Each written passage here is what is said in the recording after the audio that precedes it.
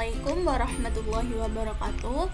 Perkenalkan, kami dari kelompok 13 dengan anggota Dewi Sinta Rahayu NPM 1913024007 dan Safira Amelia Arifiandi dengan NPM 1913024037. Di sini kami akan mempresentasikan hasil diskusi dari kelompok kami mengenai project based learning. Nah, apa sih yang dimaksud dengan project based learning? Menurut Afriana tahun 2015, pembelajaran berbasis proyek merupakan model pembelajaran yang berpusat pada peserta didik dan memberikan pengalaman belajar yang bermakna bagi peserta didik. Pengalaman belajar peserta didik maupun konsep dibangun berdasarkan produk yang dihasilkan dalam proses pembelajaran berbasis proyek. Kemudian, sedangkan menurut Wena dalam Lestari tahun 2015 halaman 14 menyatakan bahwa model project based learning adalah model pembelajaran yang memberikan kesempatan kepada pendidik untuk mengelola pembelajaran di kelas dengan melibatkan kerja proyek. Kerja proyek merupakan suatu bentuk kerja yang memuat tugas-tugas kompleks berdasarkan kepada pertanyaan dan permasalahan yang sangat menantang dan menuntun siswa untuk merancang, memecahkan masalah, membuat keputusan, melakukan kegiatan investigasi, serta memberikan kesempatan peserta didik untuk bekerja secara mandiri. Nah, pendekatan pembelajaran berbasis proyek ini menciptakan lingkungan belajar konstruktivis di mana peserta didik membangun pengetahuan mereka sendiri dan pendidik menjadi fasilitator. Materi yang selanjutnya yaitu karakteristik project based learning. Yang pertama, peserta didik membuat keputusan tentang sebuah kerangka kerja. Yang kedua, adanya permasalahan atau tantangan yang diajukan kepada peserta didik. Yang ketiga, peserta didik mendesain proses untuk menentukan solusi atas permasalahan atau tantangan yang diajukan. Yang keempat, yaitu peserta didik secara kolaboratif bertanggung jawab untuk mengakses dan mengelola informasi untuk memecahkan permasalahan. Yang kelima, yaitu proses evaluasi dijalankan secara kontinu. Yang keenam, peserta didik secara berkala melakukan refleksi atau aktivitas yang sudah dijalankan. Kemudian yang ketujuh, produk akhir aktivitas belajar akan dievaluasi secara kualitatif. Kemudian yang kedelapan, yaitu situasi pembelajaran sangat toleran terhadap kesalahan dan perubahan.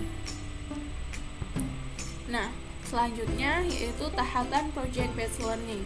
Yang pertama ada start with the essential question, yaitu pembelajaran dimulai dengan pertanyaan esensial, yaitu pertanyaan yang dapat memberikan penugasan peserta didik dalam melakukan suatu aktivitas, mengambil topik yang sesuai dengan realitas dunia nyata, dan dimulai dengan sebuah investigasi mendalam. Pengajar berusaha agar topik yang diangkat relevan untuk para peserta didik. Kemudian yang kedua yaitu design a plan for the project, yaitu perencanaan dilakukan secara kolaboratif antara pengajar dan peserta didik. Dengan demikian, peserta didik diharapkan akan merasakan memiliki atas proyek tersebut.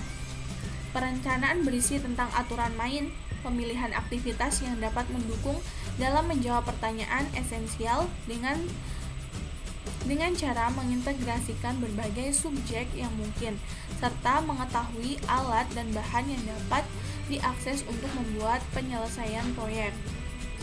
Kemudian, create a schedule, yaitu pengajar dan peserta didik secara kolaborasi menyusun aktivitas dalam menyelesaikan proyek.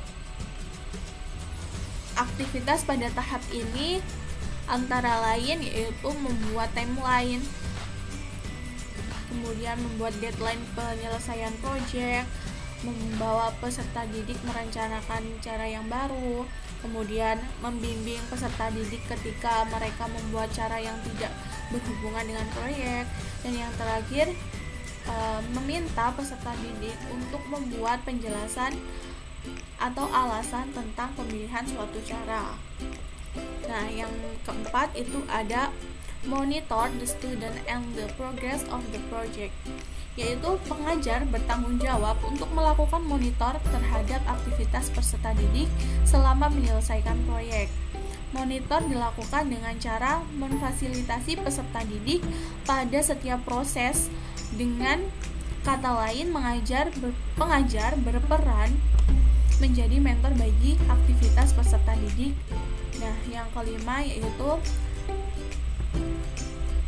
assess the outcome, yaitu penilaian dilakukan untuk membantu pengajar dalam mengukur ketercapaian standar, berperan dalam mengevaluasi kemajuan masing-masing peserta didik, memberi umpan balik tentang tingkat pemahaman yang sudah dicapai peserta didik, membantu pengajar dalam penyusunan strategi pembelajaran berikutnya.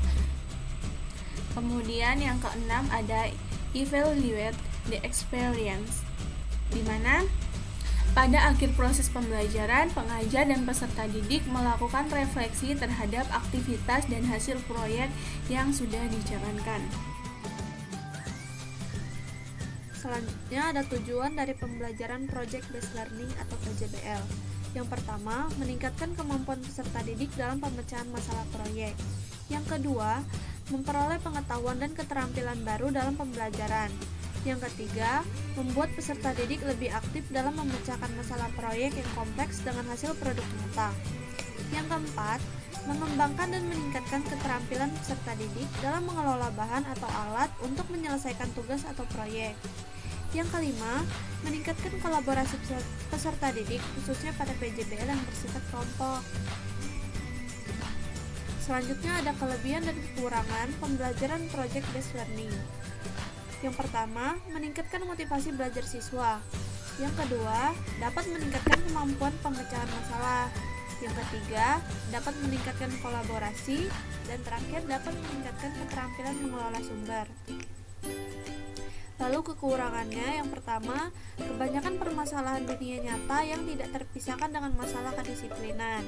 Untuk itu, disarankan mengajarkan dengan cara melatih dan memfasilitasi peserta didik dalam menghadapi masalah. Yang kedua, memerlukan banyak waktu yang harus diselesaikan untuk menyelesaikan masalah. Yang ketiga, membutuhkan biaya yang cukup banyak. Yang keempat, banyak instruktur yang merasa nyaman dengan kelas tradisional, di mana instruktur memegang peran utama di kelas.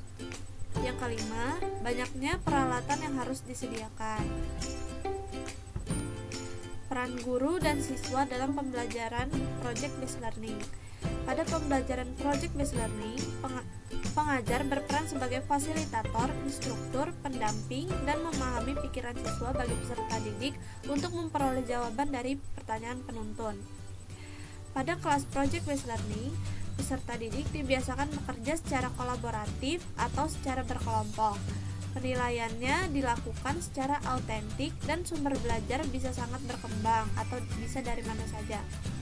Siswa akan berkolaborasi dengan guru bidang studi, belajar dalam tim kolaboratif.